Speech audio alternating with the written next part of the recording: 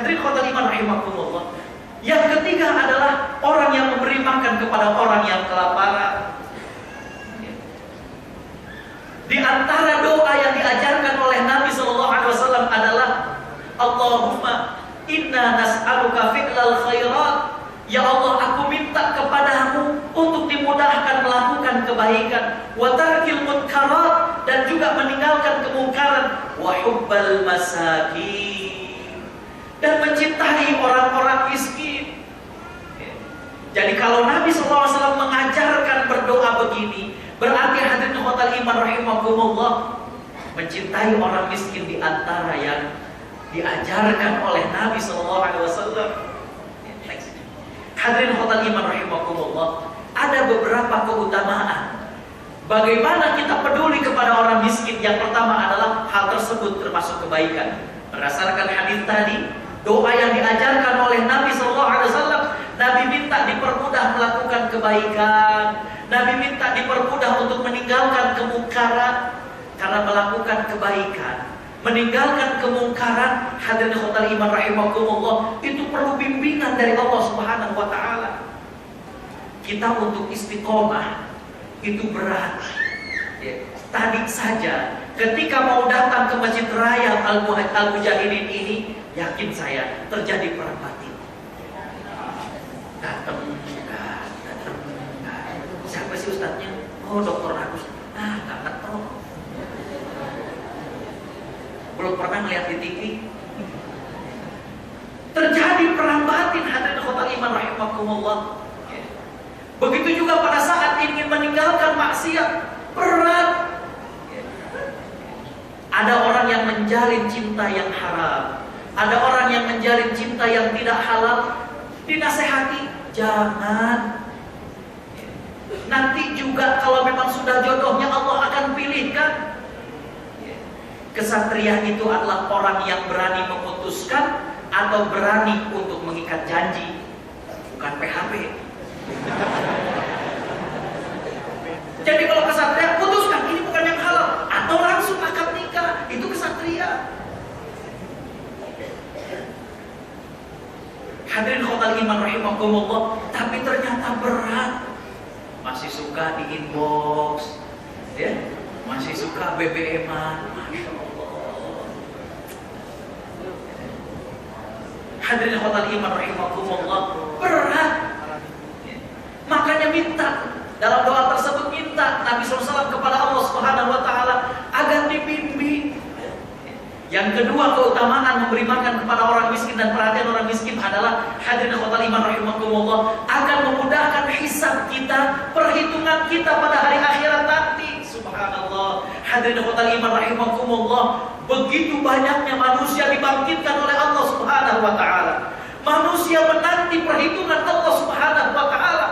Begitu genting suasananya, begitu dahsyatnya, sampai Nabi SAW meriwayatkan dalam hadisnya, nanti kalian akan dibangkitkan oleh Allah Subhanahu wa taala uratun, dalam keadaan tanpa busana. Aisyah radhiyallahu anha bertanya, "Ya Rasulullah, afananzuru ba'duna ba'dan?" Apakah kita tidak malu kalau tanpa busana ini?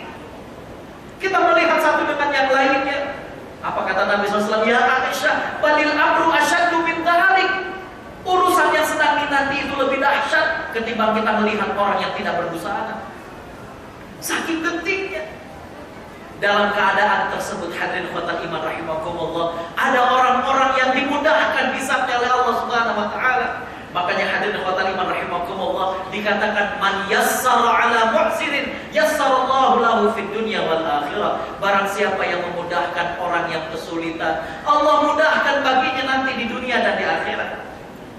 Next, hadirin khotul iman rahimakumullah, keutamaan yang berikutnya adalah cinta kepada orang miskin. Merupakan di antara wasiat Nabi kepada sahabat Abu Dzar. Hadirin khotul iman rahimakumullah, dari 7 wasiat Nabi SAW kepada Abu Dzar, maka hadirin khotul iman rahimakumullah, di antaranya Nabi mengatakan, dan mencintailah orang-orang miskin dan dekat dengan mereka. Itu wasiat Nabi. Yang berikutnya, bahwa hadirin khotul iman rahimakumullah, cinta kepada orang miskin itu jihad fisabilillah. As-sa'i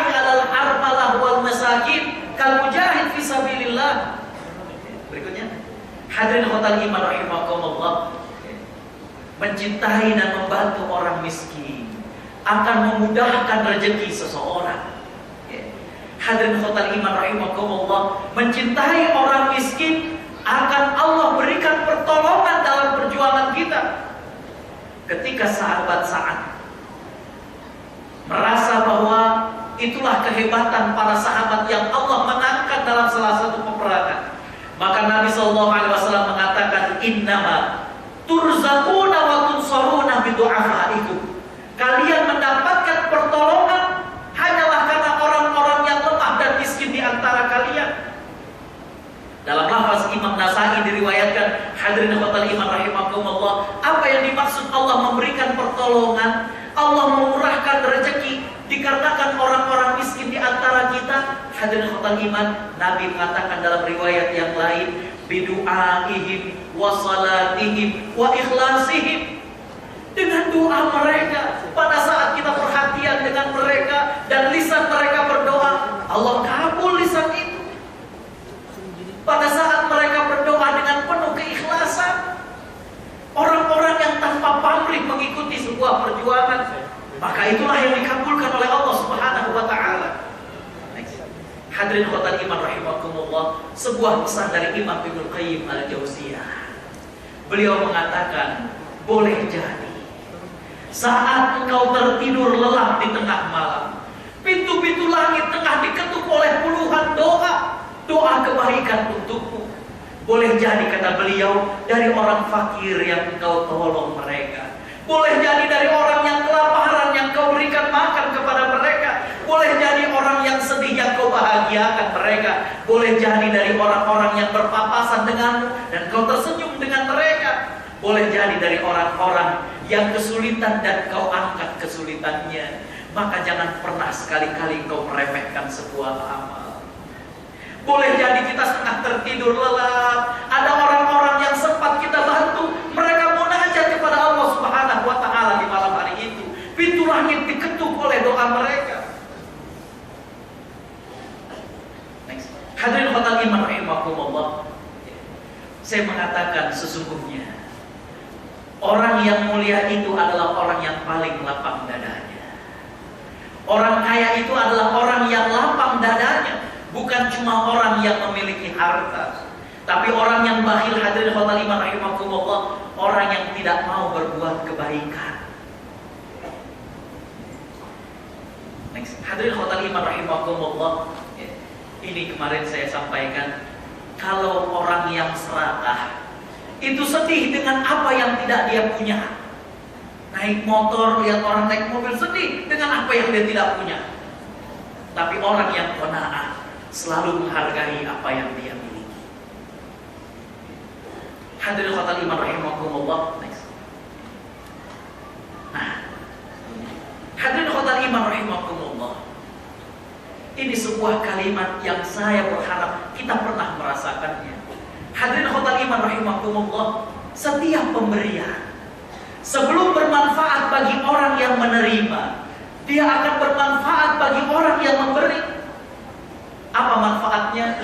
Allah titipkan manis dan lezatnya iman di hati orang yang memberi. Ketika kita berbagi dengan orang miskin, terkadang hadirin khotal iman rahimakumullah, makanan itu belum sempat dia cicipi, terkadang pakaian itu belum sempat dia pakai, bahkan terkadang gak sempat dia mengucapkan terima kasih, cuma bergetar bibirnya, berlinang air matanya, cukup. Itu Allah sudah cukupkan rasa manis dalam hati kita. Jadi sebuah pemberian sebelum bermanfaat bagi orang yang menerima, dia akan bermanfaat bagi orang yang memberi. Beberapa waktu yang lalu saya diundang ke Bali. Ada acara fundraising untuk membangun masjid. Sama seperti tadi, sebelum acara dimulai, dipanggil seseorang untuk membacakan ayat Al-Quran. Saya lihat ternyata seorang anak kecil. Oh, ternyata dia tidak bawa Al-Quran. Dalam hati saya, paling dia hanya membacakan surat dan ayat-ayat yang pendek. Ternyata dia membaca firman Allah dalam surat Yusuf. Saya perhatikan, Masya Allah, dia tidak membuka Al-Quran.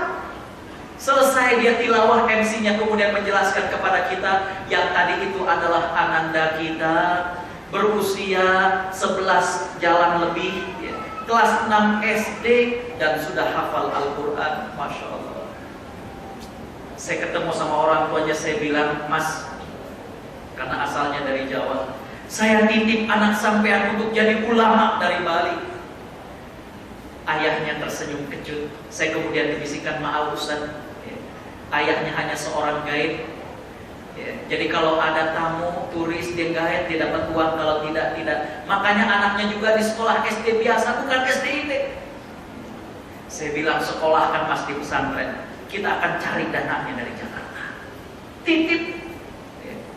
Hadirin khotal iman rahimakumullah. Terkadang kita mencarikan sekolah yang bagus-bagus buat anak kita.